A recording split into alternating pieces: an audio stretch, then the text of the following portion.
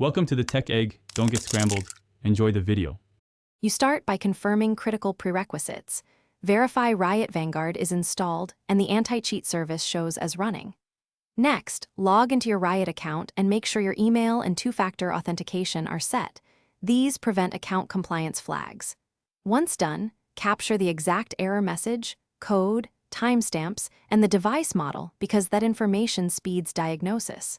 Make sure to run Valorant once to reproduce the issue. Reproducing it creates logs you will need for the next troubleshooting steps. You now perform deeper diagnostics to isolate the compliance failure. Start with system integrity checks, run sfc/scano, then dism to repair Windows system files, because corrupted system components often trigger anti-cheat flags.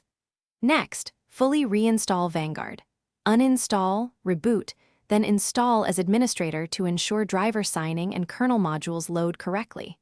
While Vanguard restarts, pull Valorant and Windows Event Viewer logs from the Program Data Riot Games folder. These logs reveal driver. You finish by applying fixes and verifying compliance. If logs show driver or third-party conflicts, update or roll back the offending driver, then reboot to ensure Vanguard reinitializes.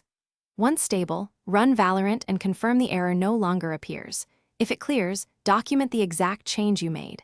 If the issue persists, submit the collected logs and reproduction steps to Riot support for escalation. One key troubleshooting tip: if nothing works, do a clean boot to isolate background software, record which process.